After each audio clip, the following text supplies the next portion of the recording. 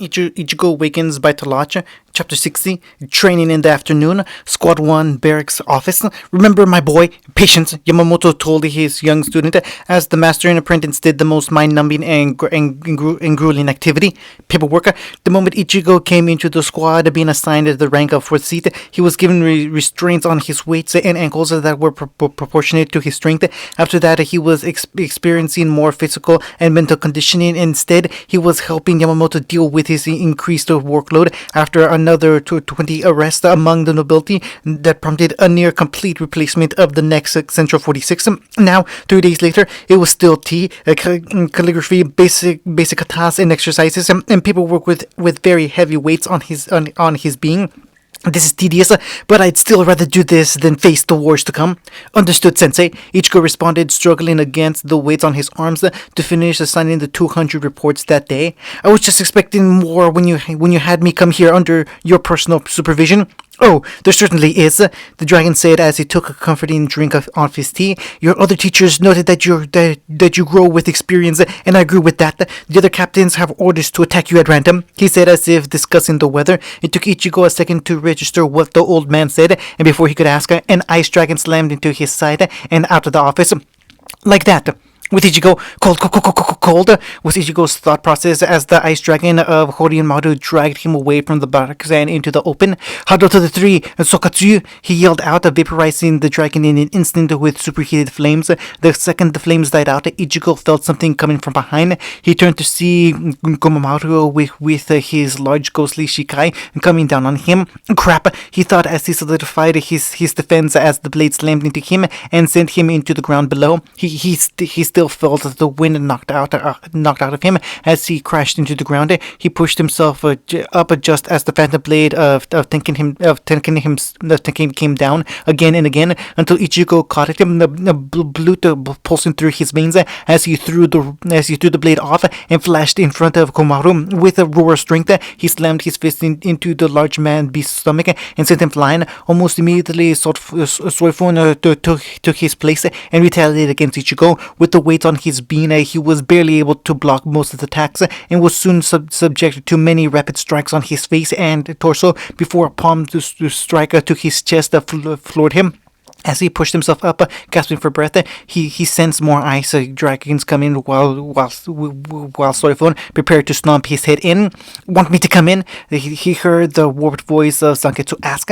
He took the brief second to analyze the situation. 3 captains were attacking him at once. 2 were using their shikai, and he was being heavily restrained.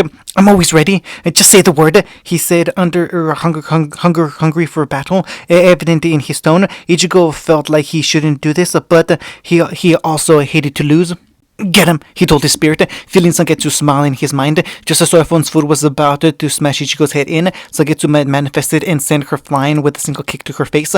Not wasting a second, he turned his attention to the coming dragons and blasted them with a single Zero Blast. Ichigo pushed himself up and stretched out his body. His Soul Reaper and blade shared a glance before pulling out Ichigo's cleaver and Sangetsu White's katana. Ichigo charged at Toshiro while Sangetsu continued his attack on Soifon, both reading Getsuga swing. Toshiro blocked with a wall of ice while Komaru came to Soifon's defense with his shikai. The wolf was pushed back quite a ways from the power of the attack while Soifon circled around the horned hollow spirit.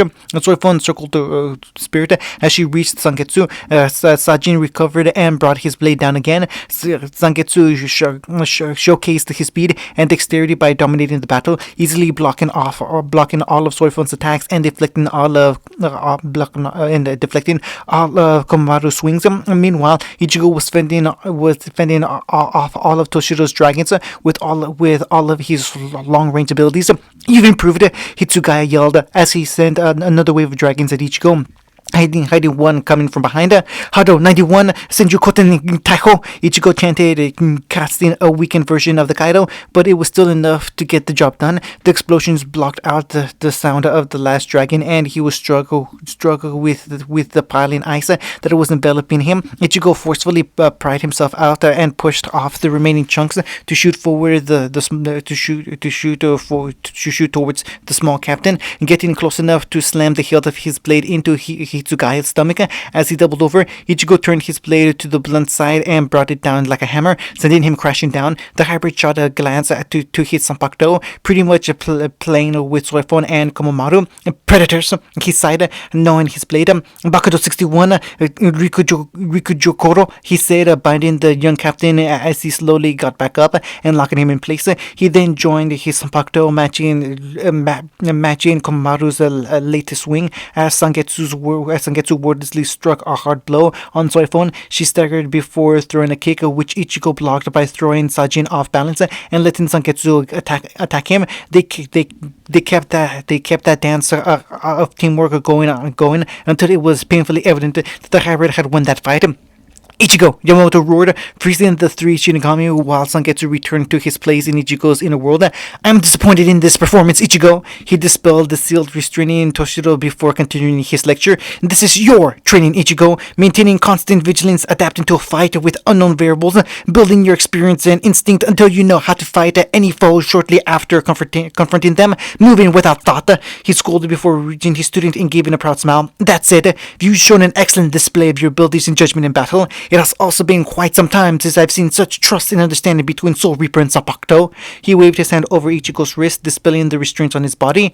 Take the rest of the day off to rest and recover, my boy. There's more work tomorrow. Yes, Sensei, Ichigo said, feeling lighter than the air now that his weights were off, before disappearing in a quiet burst of speed.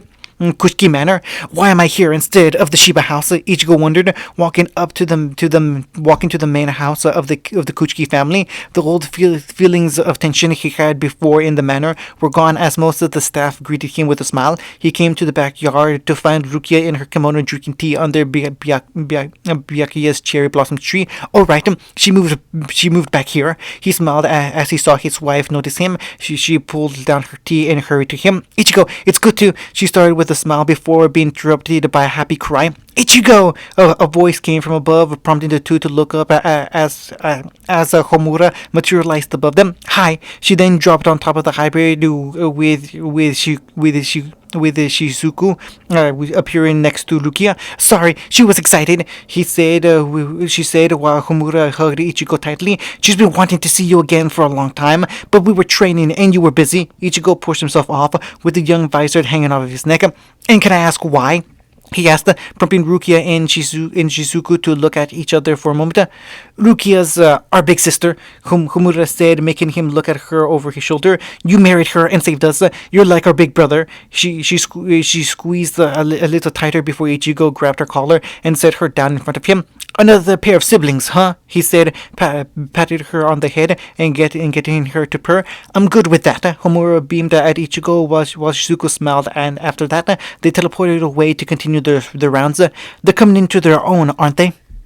They've obtained Shikai and you've seen the teleportation. Ichigo nodded and opened his mouth. No, Urahara still doesn't know why they have that skill, so you can't copy it. Stick to your ridiculous speed. Ichigo closed his mouth, letting her pull him to the place she was sitting before. Whether they were born with that ability or it was the result of the Hollow's parasite, it is still in the air as he's trying to determine between the two theories on the teleportation. Either they disperse into the Reishi and reform, or they use a form of Garganta to open portals between locations instead of dimensions. Still something I'd like to know how to do, he said, laying his head into her lap while she stroked his head. Another useful skill in combat. Ichigo, you fought Kenpachi to a standstill at the strongest anyone has ever seen him. Very few people can match your speed, and everyone agrees you're one of the 10 most powerful in Soul Society. Why do you want more? She asked, already believing her husband was now strong enough to fight pretty much anyone, but Ichigo stared into the sky. I asked Old Man Yama why he had me study swordsmanship under someone else and continue learning Kido. Hakuda and Shunpo under Tessai and Yuluichi. He started watching the distant clouds drift by. He told me that Yachiru was the greatest sword master in society. Tessai is the best at Kido, and Yuluichi mastered all aspects of their martial arts and is known as the Flash Goddess for a reason. Of their respective skills, they are all better than him. He stressed his skill because he noted He noted one thing they had over him: power. Just because they were more skilled doesn't mean they couldn't challenge him with that considerable power. Kyoraku and Ukitake even admitted that if they had to fight Yamamoto, it'd be stalling him at the best, but power alone is not enough. That he wanted me to truly master everything I could do as soon as possible. The return of the Quincy is still a secret only captains and few others know about. Everyone else is only aware of Aizen's threat. He never said anything, but Ichigo felt some sense of urgency with his master, that Yamamoto was concerned about something involving the Quincy King. For now, Ichigo had to focus on his training. Rukia bent over to kiss her husband. "Whatever may come, you'll be ready for it," she said with a confident smile. You protect. It's in your name, after all." Ichigo returned her smile before pulling her in for another grateful kiss. Next day, feeling recovered, Ichigo?" Yamamoto asked his student as Ichigo returned to the head captain's office. He simply nodded and presented his wrist for the weights to be reapplied. Tamashi no Shibari, as Yamamoto cast the spell, manacles of Reishi appeared on Ichigo's wrist and ankles before disappearing from sight, and he almost collapsed under the weight. "These are double what you were wearing last time, Ichigo. Now come along, there's work to do." "Sensei," Ichigo called to the old man, "I know Yoba is a dangerous opponent, but how far do I have to go until you think I'm ready?" Yamamoto turned to face his student. He then lifted his cane and thrust the disguised blade at Ichigo. Ichigo suddenly felt much lighter and also heard something break and collapse. He turned around to see the repentant cell. The last mark of Soul Society's cruelest punishment turned to rubble. He turned back to his teacher and took a few steps, almost falling over before noticing that his left shoulder was completely gone. "I'm not sure you'll ever be ready in time, Ichigo," the dragon said as Ichigo grasped at his missing limb in pain before restoring himself. "But until you are capable of matching me when I'm serious, you'll be no match for him." The hybrid pushed himself back up, even as the binds restored themselves. "Always strive to improve, Ichigo. Never believe enough is enough." Yamamoto continued walking into his office as Ichigo soon followed. The second he reached the steps, he felt a blade tear through his chest and out his side. When he realized that it was an illusion from killing intent, he used his sonido to get up the stairs, just as Kenpachi brought his blade down on Ichigo's previous position and threw his copy. "Are you kidding me?" Ichigo growled, pulling out his blade and to prepare for his stronger opponent. When he saw something that chilled him to the bone, Unohana was coming to join as Yachiro. I would have been there yesterday, but we were deciding who to do the fighting," Kenpachi said as his predecessor reached his side. "We decided to see if you could handle us both. All part of your training, you know." He sported a malicious grin, one that Unohana had as well. "Enough!" Yamamoto yelled out. "No good can come from this," he yelled out before undoing Ichigo's spirit binds. "Now get away from the Serite. A battle with all three of you would be catastrophic," he said before going into his office. Leaving Ichigo alone with the two Kenpachis, he looked at the two who sported sadistic grins before running as fast as he could with all his speed. The two bloodthirsty warriors simply stared at the spot the hybrid was formerly standing in, tracing his movements to the edge of the Rukon districts. "I knew it should have just been one of us," Saraki sighed, Unohana picking up on the hybrid's trail. Squad 12 SRDI. "This is really unsettling," Kusaki thought to himself as he and his observation team scanned the data. Multiple Garanta were opened that appeared at random, and Shinigami ended up missing. He felt it was familiar, but he couldn't remember where. "What is this?" he wondered when Akon came running to him. "Captain, take a look at these," the hornman said, handing Urahara a clipboard with some scanning data. He flipped through the pages, scanning each one with a meticulous eye until he reached the end. "Hollow Reishi, that's obvious, but what is that other part?" It looked like it was Soul Reaper Reishi, but it was incomplete. This was an anomaly. The last time that happened, everyone lost their memories, and before that was the Dark One's incident. They did not need something like that happening now, not with the Hokugyu reacting through its seals. And get me Ginjo, Tsukishima, Riruka, and Giriko. I won't be joining them later," he said, needing to revise his schedule for his latest development. Maybe it had something to do with why Benihime seemed so distracted. Beyond the Rukon borders, Damn, he went far, Saraki noted as he and Unohana followed his reishi through the massive forest. Nothing was touched beyond the Rukon because it was determined that the 320 districts were enough to house and maintain the balance of souls, leaving behind untamed wilderness and uncharted lands. She thought he'd be trying to hide at first, still a child in her eyes, but now he was lit up like a beacon. They soon found him, sitting in meditation as the two closed in on him. Saraki boldly strode forward to his only rival, while Unohana felt more cautious, seeing his lips moving. Come on, Ichigo, I thought you promised to always fight me. The two saw Ichigo shake his head, and she heard what he was whispering to himself. Limit of the thousand hands, respectful hands, unable to touch darkness, shooting hands, unable to reflect the blue sky, seeping crest of turbidity, arrogant vessel of lunacy, boiling force and deny, the road that basks in light, the wind that ignites the embers, a time that gathers when both are together. There is no need to obey my orders, grow numb and flicker, disrupt the sleep, crawl queen of iron, eternally self-destructing doll of mud, light bullets, eight bodies, 9 items, book of heaven, diseased treasure, great wheel, gray fortress tower, unit repulse, fill with soil and know your own powerlessness, aim far away, scatter brightly, and clean when fired. Yachiru's eyes widened as she jumped away from Saraki, just as he became enveloped in a massive black box. Hado 90, Kuro Hitsugyo, Ichigo finished, having Saraki get crushed and lacerated by the spells. A double incantation of high-level Hado spells. He's been practicing, Unohana thought in approval as she kept her eye on Ichigo, waiting for the next spell. When she heard him from behind her, Hado 91, Senju Koetena Taiho, he finished, holding the kido to his bow as he unleashed a barrage of arrows mixed with the spell. She was so impressed with his progress she forgot to dodge and erected a Danku barrier, which deflected about half of the attacks from hitting her. The rest enveloped her in the explosion as Saraki unleashed his layers to escape the black coffin, both being injured and all too excited to continue the fight. Conditions met. Second limit release, Ichigo whispered as he brought his hand to the Squad 1 symbol on his chest, unleashing the full torrent of his power. Unohana's eyes widened and her predatory smile grew more savage, matching her husband's as they faced the hybrid.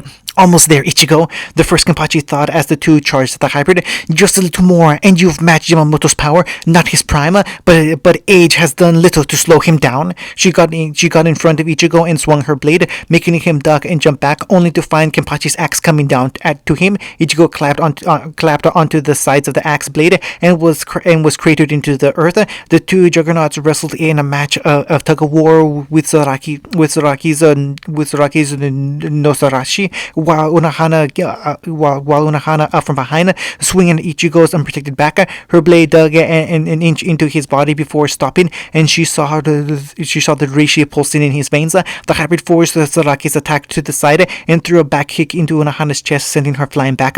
Disintegrate, you black dog of Rondani! Look upon yourself with horror and tear out your own throat. Bakudo 9, Honen! Ichigo chanted quickly, pointing to the two Kenpachis and binding them in cackling yellow and orange energy. The binds lasted for a moment before the two overpowered the spell and charged. Ichigo was about to lead Sanketsu back out before they heard hundreds of howling hollows, making the three fighters stop. That's not good, Ichigo said, feeling all of them head to the location. They interrupted our fight. I'm more than a little annoyed by that, Saraki said, glaring around at them as the hollows surrounded them. But this might be good. I was getting annoyed at sharing you. That's a little creepy, Saraki. Ichigo returned to his rifle, standing back to back with the berserker. I was talking to my wife, he growled, making Ichigo look to the woman in question. This is our date night, and I wanted to try something I thought I'd like, she explained, sighing in disappointment. A free-for-all would have been better, but thanks for the threesome anyway.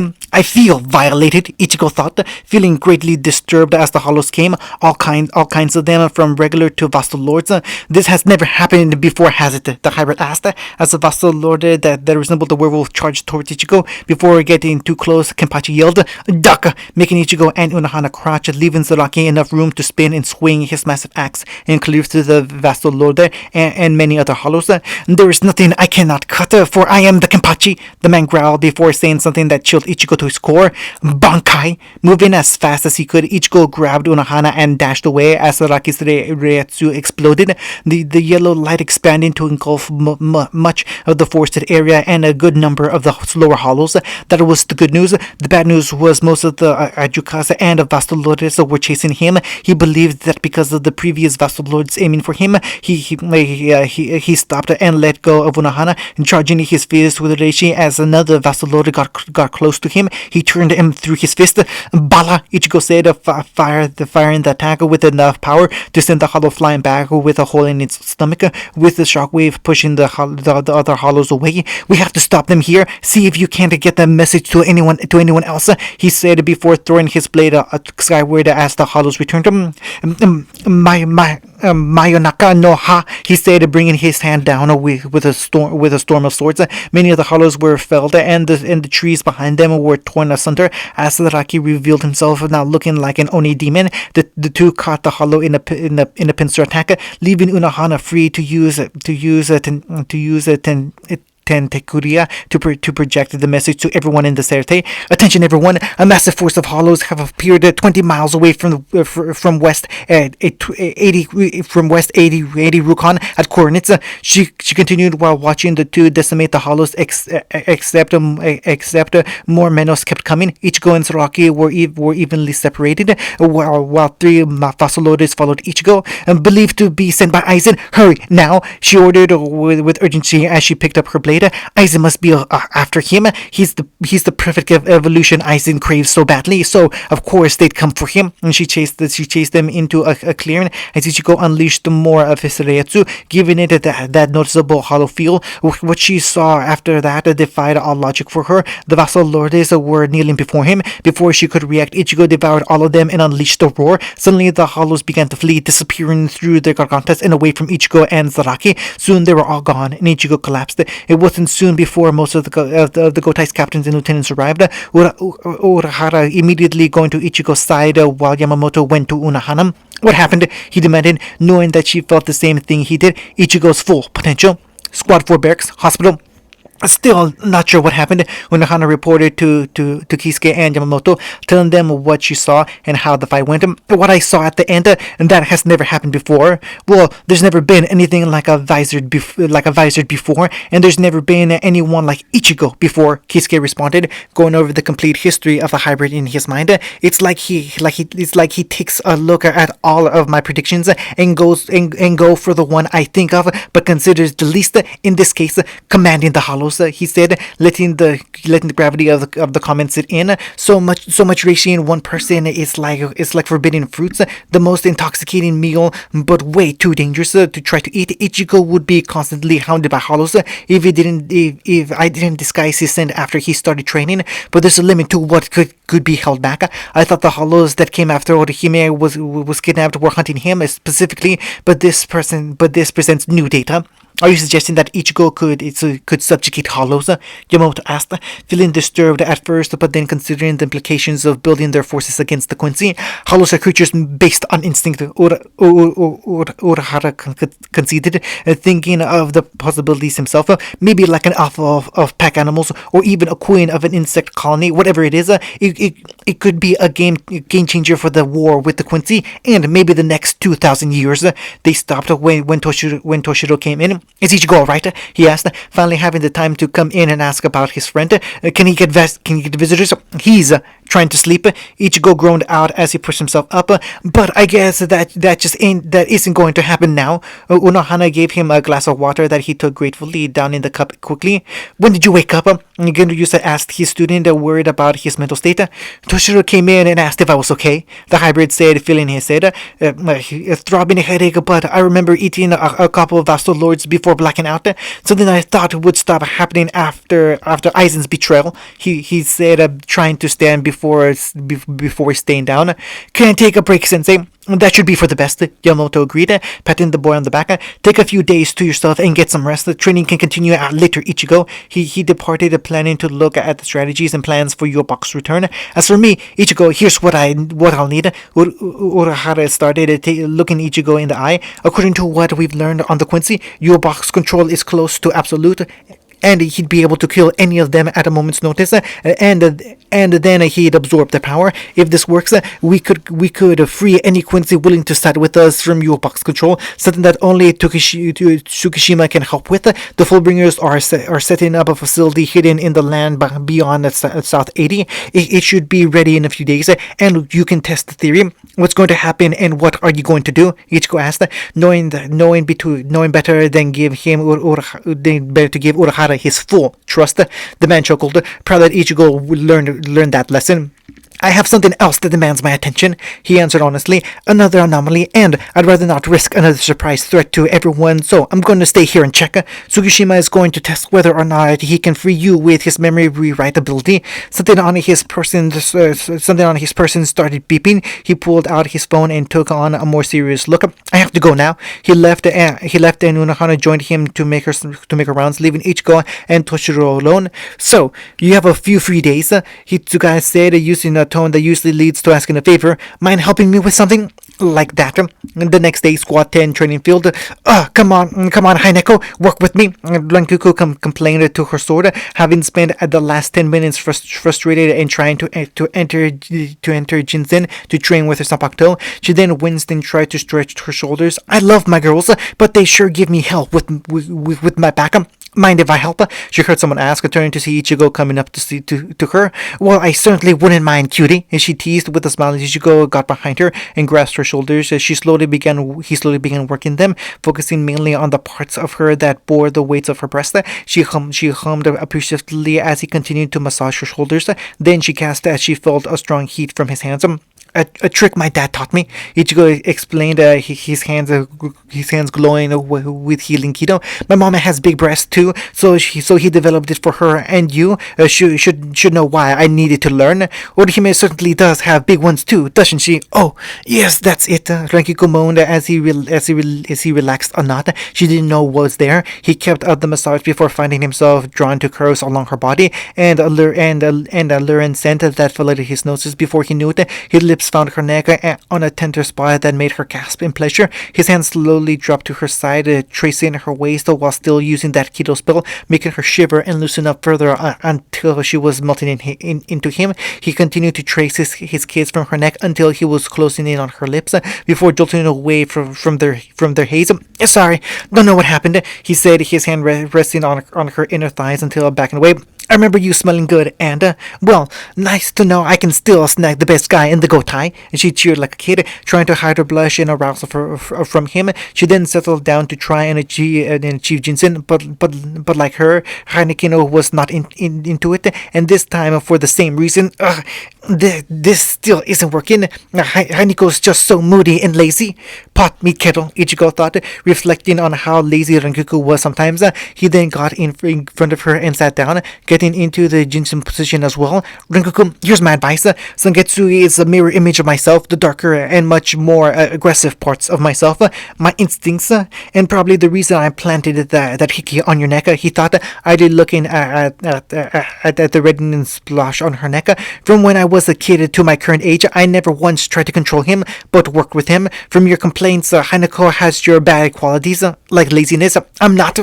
Okay, yeah, she said, conceding his point. I'm guessing Hanako is indeed a cat, he asked, earning a nod from Riku. You ever tried to make a cat do anything it didn't want to do? She made no comment. Learn to work with your Sanpakuto. Use what you know about it to both your efforts. She looked at her sword and focused, meditating again before going into her trance for a second. She's ready to work with me, Rankuku said with a smile, something Ichigo returned. He got up to leave as Rankuku prepared to continue her training. Rankuku, Ichigo started just before she went into her trance. You don't have to prove anything to me or anyone else. I know you're a beautiful and strong woman, and likely will be for a very long time, even among Soul Reapers. You just need to believe that about yourself. She blushed again before returning to her meditation. The next day, beyond South Rukon, I think the worst thing is that I'm not surprised, Ichigo said as he looked at the dollhouse on the stand, sporting a face with the blushing glasses. Does it really have to look like this? He asked, turning to Ruruka, who was glaring at him with powder. I only work with cute things, she adamantly declared, refusing to budge on her aesthetics. Listen up, Ichigo, Ginjo said, holding up a tablet from Urahara. Just get in there and let's finish this already. Ichigo sighed and tensed up as he felt something smack his butt. He turned to see Ruruka giggling perversely before opening the mouth/door of the dollhouse. I permit you, she said, sending Ichigo into the building. Inside was a glass capsule and scanners in the center, with the computing machines along the walls. In there with him was Kiriko sipping tea along with Tsukishima, who was reading the end of a book. He finished and activated his Fullbringer. Book at the end, my Fullbringer allows me to insert myself into the past of people I cut, he said, putting Ichigo into the capsule. I'm also able to manipulate those past memories to suit my needs. Then I came up with an idea, and Urahara calculated the probability. Uryu helped me test it, but this is the first major test. Ichigo crawled into the capsule, and Tsukishima pointed his blade above Ichigo's heart. I'm going to stab you and rewrite your past. Your blood is still bonded to your baka, as are all Quincy. This is a past event that I will attempt to rewrite. You'll be freed from the Quincy Emperor. Ichigo's eyes widened and felt his Quincy blood react, particularly with anticipation and partially with fear. If anyone can survive this, it's you, Ichigo. The hybrid listened to his Quincy blood and manifested that manifestation that swore loyalty to him. If this works, I'll be gone, the old spirit said. But if this can free you from him, then do it. All I've wanted was to protect you. I know, Sangetsu, Ichigo told his power as he nodded. I know. Tsukishima plunged his sword into Ichigo, and the hybrid drifted into the darkness of unconsciousness. Contract 1. For 12 hours, this capsule will contain him so long as this dollhouse stands, Giriko said as Tsukishima slammed the capsule shut. Contract 2. For 12 hours, Ichigo will sleep as long as we're within 100 meters of this dollhouse. Tsukishima looked at the stairs leading up to the second level, the living quarters. Wish I brought another book. Illustrated Guide to Soul Reapers, Momo's current progress. Really, I'm fine. Hinomaru protested to Ishin after finally dragging her out of the Squad 5's office for the 5th time coincidentally. Shinji filed for leave to the human world with Ishin for her. The hope was that the man could provide the gentle family touch he didn't have the care for. She was proving difficult for the father. I knew him best, so I should be able to find out anything he's hiding. She still never let go that Aizen hid something to prove his innocence for her to find. Hinamori, I know this is hard to accept. Ishin tried again, but we scourged everything we could, and we still can't. Ishin, go outside for a minute, Masaki told him, coming into his office. Having learned to trust his wife, the man got out of the room. Exactly 1 minute later, he could hear Momo bawling her eyes out. He was just so nice to me, she cried between wails, Masaki gently rubbing her back, whispering sympathetic words in her ear. How the hell did she do that? He yelled in his mind. Rangiku and Hainiko talking. Come on, I know he's got you all hot and bothered. The cat teased her wielder. Make him take responsibility and pay you back for the time you relieved his tensions. Ugh, this still isn't working. Haniko's just so moody and lazy, Rangiku complained. Tell that to your panties, lady, Haniko retorted, listening to the advice the younger man gave her wielder. She scoffed when Ichigo told her to work with Sabakto, but Rangiku took it to heart. The sooner we do this, the sooner we can take a nap. She tried to reason with her blade. If we get stronger, we might score some time in the world of the living. Maybe get some more perfume. I know you like that. Tempting, the ash cat admitted as she thought about it. It's been a while since Rangiku just went shopping. Fine, let's do it. And she's ready to work with me, Rangiku said with a smile. One Haneko shared. Rangiku was getting ready when Ichigo said his bit. Rangiku, you don't have to prove anything to me or anyone else. I know you're a beautiful and strong woman, and likely will be for a very long time, even among Soul Reapers.